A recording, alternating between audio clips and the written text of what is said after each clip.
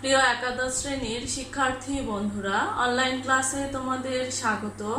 আমি কামরুন নাহার, প্রভাষক, finance, banking ও বীমা, police lines school and college, Bogura.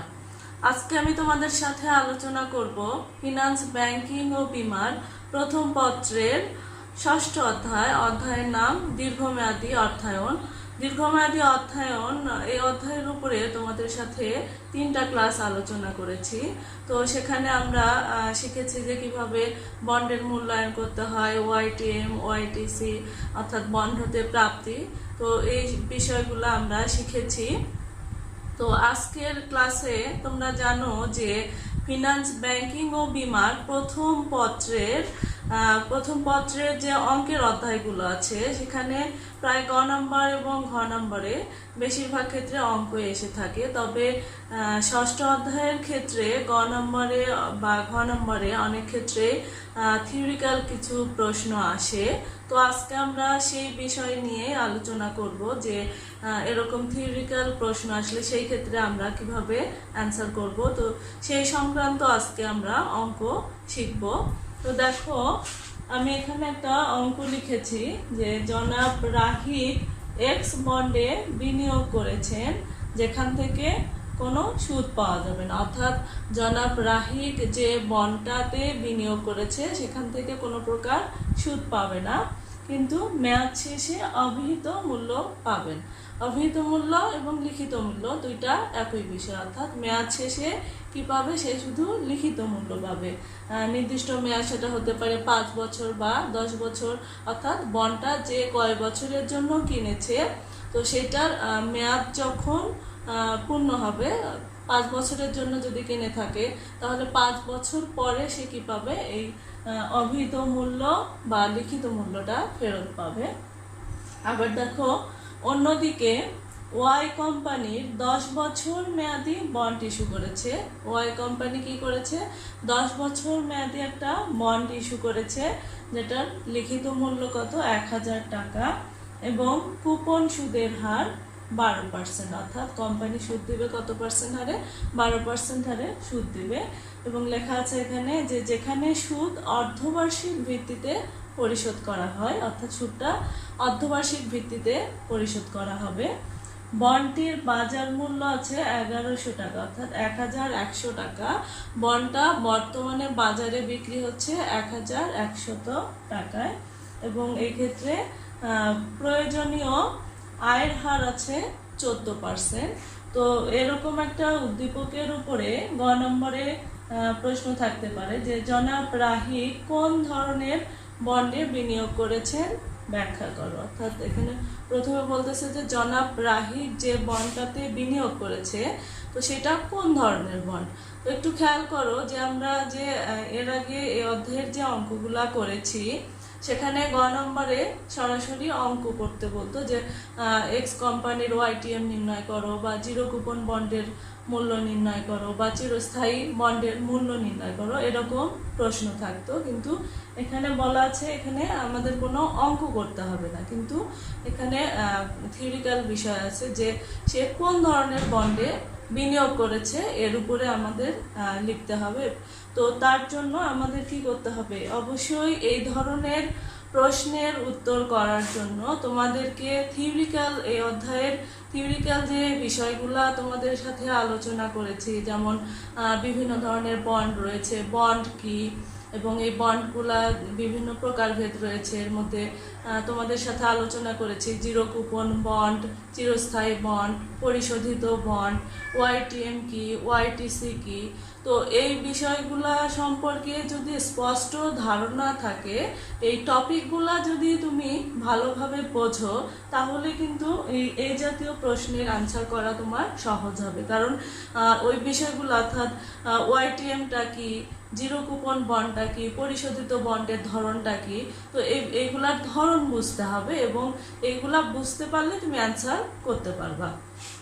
এরপরে ঘ নম্বরে আছে ওয়াই কোম্পানির বন্ডের মূল্যের উপর ভিত্তি করে তোমার মতামত দাও। অর্থাৎ বলতেছে যে এই যে ওয়াই কোম্পানি বন্ডের মূল্যের উপর ভিত্তি করে তোমার মতামত, অর্থাৎ ওই কোম্পানির বন্ডের তাহলে কি করতে বলতেছে, বর্তমান মূল্য নির্ণয় করতে বলতেছে, যেহেতু এখানে কি দেওয়া আছে, বাজার মূল্য দেওয়া আছে।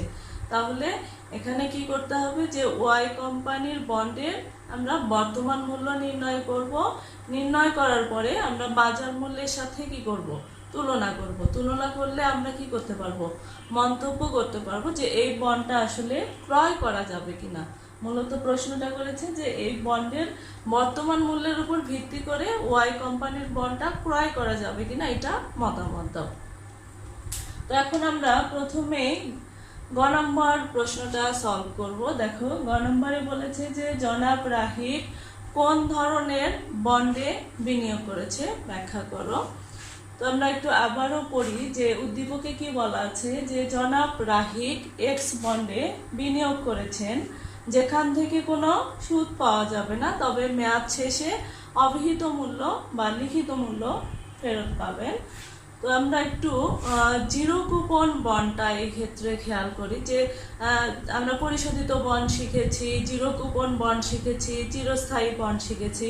তো এই ক্ষেত্রে দেখো যে এটা এই উদ্দীপকটুকু পড়ে কিন্তু মনে হচ্ছে যে এটার ধরন তাহলে কোন ধরনের বন্ড, এটা জিরো কুপন বন্ড।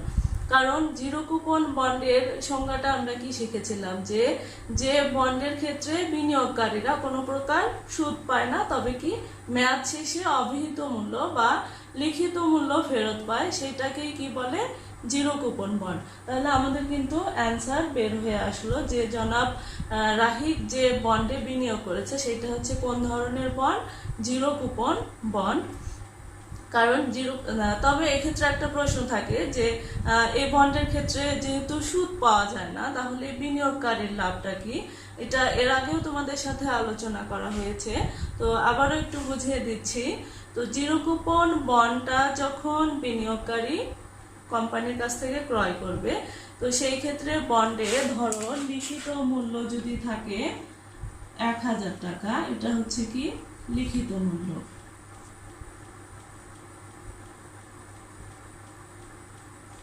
এটা হচ্ছে লিখিত মূল্য, বন্ডে জিরো কুপন বন্ডের লিখিত মূল্য আছে 1000 টাকা, কিন্তু কোম্পানি যখন বিনিয়োগকারীর কাছে বিক্রি করবে তখন ধরো 800 টাকায় বিক্রি করলো। ধরো এটার মেয়াদ হচ্ছে 10 বছর।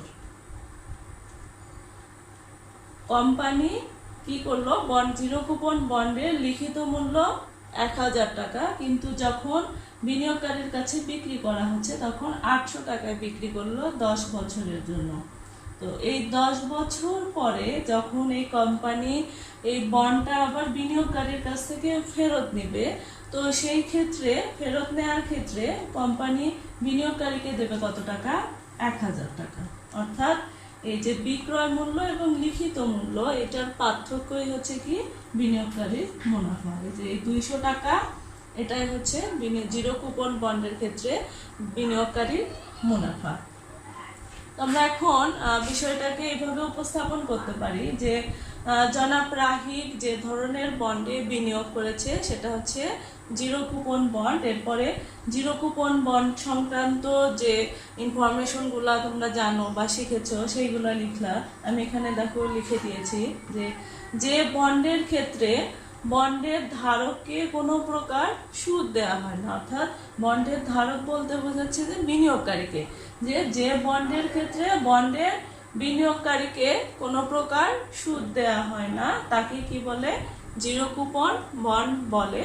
অর্থাৎ যে বন্ডে কোনো প্রকার কুপন সুদের হার উল্লেখ থাকে না সেটাকে বলে কি, জিরো কুপন বন্ড। এবং হচ্ছে দেখো এই বন্ডের লিখিত মূল্য অপেক্ষা বিক্রয় মূল্য কম হয়, যেটা একটু আগেই তোমাদের বুঝাইলাম যে লিখিত মূল্য থেকে বিক্রয় মূল্যটা কি হয়, জিরো কুপন বন্ডের ক্ষেত্রে লিখিত মূল্য থেকে বিক্রয় মূল্যটা কম হয়। অর্থাৎ লিখিত মূল্য এবং বিক্রয় মূল্যের এই লিখিত মূল্য আর বিক্রয় মূল্যের পার্থক্যই হচ্ছে কি বিনিয়োগকারীর মুনাফা। এছাড়াও এর সাথে আরো লিখতে পারো তোমরা যে নিম্নোক্ত সূত্রের সাহায্যে জিরো কুপন বন্ডের মূল্য নির্ণয় করা হয়, সূত্রটা লিখলা, লেখার পরে এরপরে উদ্দীপকে যে বিষয়টা আছে সেটা উল্লেখ করলা। উদ্দীপকে জনাব রাহিক যে ধরনের বন্ডে বিনিয়োগ করেছেন যেখান থেকে কোনো প্রকার সুদ পাবে না, তবে মেয়াদ শেষে কি লিখিত মূল্য পাবে না। অর্থাৎ উদ্দীপকের বিষয়টা এখানে উল্লেখ করলা এবং শেষে লিখে দিলা যে অর্থাৎ জনাব রাহিক এক্স কোম্পানির 0 কুপন বন্ডে বিনিয়োগ করেছে। এভাবে তোমরা যখন থিওরিক্যাল বিষয় আসবে এভাবে অ্যান্সার করবা। এখন আমরা ঘ নাম্বার প্রশ্নটা সলভ করব। ঘ নাম্বারে বলা আছে ওয়াই কোম্পানির বন্ডের মূল্যের উপর ভিত্তি করে তোমার মতামত, অর্থাৎ এই ওয়াই কোম্পানির বন্ডটা ক্রয় করা যাবে কিনা। তো এই জন্য আমাদের যেহেতু বাজার মূল্য দেওয়া আছে, তাহলে আমরা এই ওয়াই কোম্পানির বন্ডের বর্তমান মূল্য নির্ণয় করব এবং এর উপর ভিত্তি করে বাজার মূল্যের সাথে তুলনা করে আমরা মন্তব্য দিব যে ওয়াই কোম্পানির বন্ডটা ক্রয় করা যাবে কিনা। আমরা এখন দেখি যে ওয়াই কোম্পানির বন্ডের ক্ষেত্রে কোন সূত্রটা এখানে আমরা লিখব।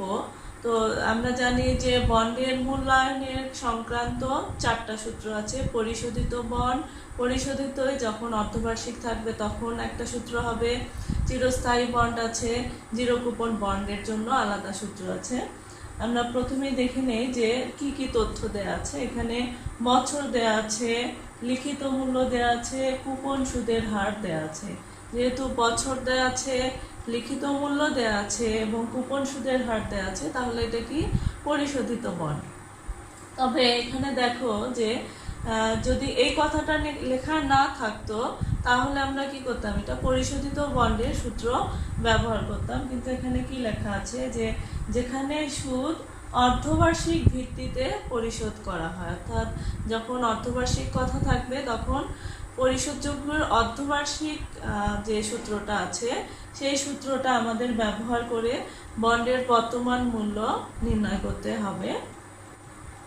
এখন আমরা ঘ নম্বর প্রশ্নটা সলভ করব। ঘ নম্বরে তাহলে আমাদের কোন সূত্র হবে, যে অর্ধবার্ষিক হইলে যে সূত্রটা হয়, উপরে লিখলাম যে ওয়াই কোম্পানির বন্ডের মূল্য নির্ণয়।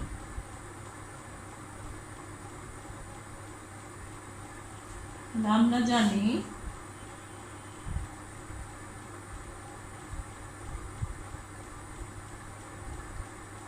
তাহলে বন্ডের বর্তমান মূল্যের সূত্র অর্ধবার্ষিকের পরিশোধিত এবং অর্ধবার্ষিক দুইটার সূত্র কিন্তু একই, শুধুমাত্র তফাৎ যে অর্ধবার্ষিক হইলে এখানে 2 অর্থাৎ এম এর মানটা চক্রবৃদ্ধির সংখ্যা, অর্থাৎ বছরে কয়বার সুদ দেওয়া হয় সেটাই এখানে আসে মূলত। তো এই জন্য অর্ধবার্ষিক হইলে এখানে 2 আসবে, এছাড়া আর কোনো পার্থক্য নেই। দেখো আমি লিখতেছি যে আমরা ওখানে শুধু আই লিখতাম, এখানে আইকে এখন 2 দিয়ে ভাগ দেব যেহেতু অর্ধবার্ষিক লেখা আছে। এরপরে দেখো 1 - 1 প্লাস ওখানে পরিশোধিত লিখতাম শুধু কেটি, যেহেতু এখানে অর্ধবার্ষিক তাহলে এখানে কি হবে 2 দিয়ে ভাগ করতে হবে এবং হচ্ছে n গুণ 2। এখানে কেটিকে 2 দিয়ে ভাগ দিতে হবে। এরপরে দেখো mv 1 plus KT divided 2 n গুণন 2। অর্থাৎ দেখো সূত্রটা একই, এখানে শুধু তফাৎ, অর্থাৎ অর্ধবার্ষিক হইলে যে 2 আসে সেটা আমরা কি করব, এখানে সুদের পরিমাণ এবং হচ্ছে প্রয়োজনীয় আয়ের হারকে কি করব 2 দিয়ে ভাগ দিব এবং বছরকে অর্থাৎ যেখানে যেখানে বছর সংখ্যা থাকবে সেখানে আমরা কি করব 2 দিয়ে গুণ দেব। এতটুকুই শুধু পার্থক্য। এখন আমরা এই তথ্যগুলা সাইড নোটে লিখে নিব। প্রথমে আয়ের মান বের করে নিব, অর্থাৎ সুদের পরিমাণ। তো এই অঙ্কের ক্ষেত্রে সুদের পরিমাণ আয় সমান, সুদের পরিমাণটা সবসময় লিখিত মূল্যের উপরে কাটতে হয়। লিখিত মূল্য আছে কত, 1000 টাকা। এটার কুপন সুদের হার কত আছে 12%, তাহলে এখানে আমাদের আসবে কত 12% 1000 টাকা, 12% আসে 120 টাকা। এটা কি? এটা হচ্ছে সুদের পরিমাণ। এরপরে আমাদের লাগবে কেডির মান। কেডি অর্থ কি? প্রয়োজনীয় আয়ের হার। প্রয়োজনীয় আয়ের হার এখানে দেয়া আছে 14%। আমরা লিখব 14%। এটাকে ভাঙায় নিব 0.14। এরপরে আমাদের লাগবে কি? এন এর মান। এন সমান কত? এন অর্থ কি? বছর। বছর দেওয়া আছে এখানে 10 বছর। এন সমান 10 বছর। এখন আমাদের লাগবে এমভি। এমভি অর্থ কি? যে পরিশোধিত মূল্য।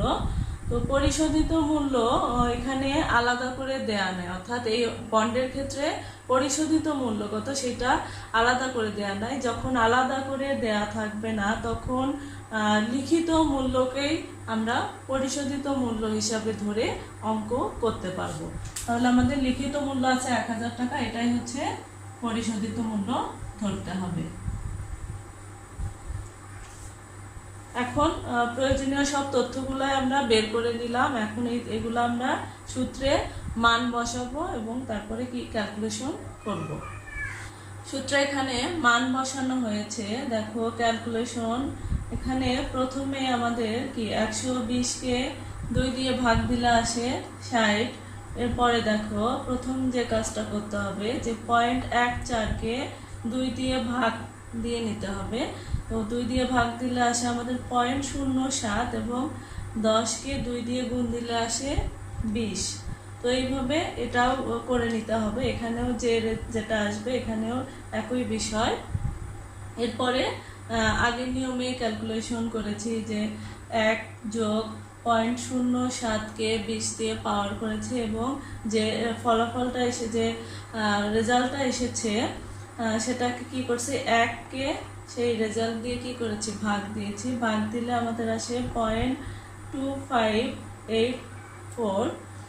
এরপরে এখানে দেখো এখানেও একই বিষয় যে 1 যোগ 0.07কে 20 দিয়ে পাওয়ার করলে আসে 3.8697। তো এরপরে দেখো যে এটাকে 1 থেকে এখানে মাইনাস করলে আসে 0.74616। একে ভাগ দিব 0.07 দিয়ে এবং এরপরে দেখো যে 1000কে 3.8697 দিয়ে ভাগ দিলে আসে 258.42।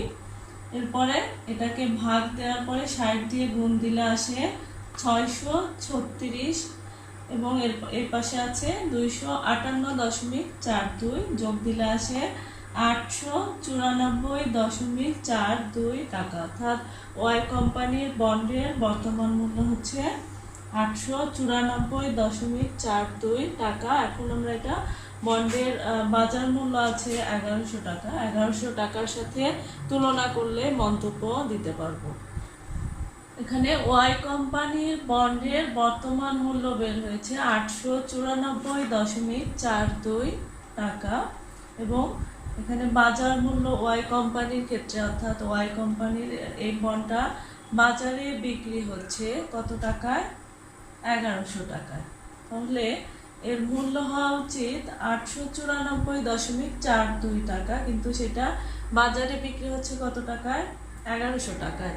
অর্থাৎ বেশি মূল্যে বর্তমান মূল্য যা হওয়া উচিত তার থেকে বেশি মূল্যে বাজারে বিক্রি হচ্ছে। তাহলে এই বন্ডটা ক্রয় করলে কি হবে? ক্ষতি হবে। অর্থাৎ ওয়াই কোম্পানির বন্ডে তাহলে কি বিনিয়োগ করা যাবে না বা ওয়াই কোম্পানির বন্ডটা কি ক্রয় করা যাবে না, কারণ এখানে কি বর্তমান মূল্য থেকে বাজার মূল্য বেশি। এভাবে তোমরা মন্তব্য লিখতে পারো। এছাড়াও তোমরা নিজের মতো করেও মন্তব্য লিখতে পারো, তবে মূল যে বিষয়টা সেটা যেন ঠিক থাকে। আজকের ক্লাসে যে অঙ্কটা করানো হলো আশা করি তোমরা বুঝতে পেরেছো। অঙ্কটা বাসায় আবার নিজে নিজে প্র্যাকটিস করবা, তাহলে দেখবা যে অঙ্কটা ভালোভাবে বুঝতে পারবা। আজ এই পর্যন্তই। ততক্ষণ তোমরা ভালো থাকো, সুস্থ থাকো। আল্লাহ হাফেজ।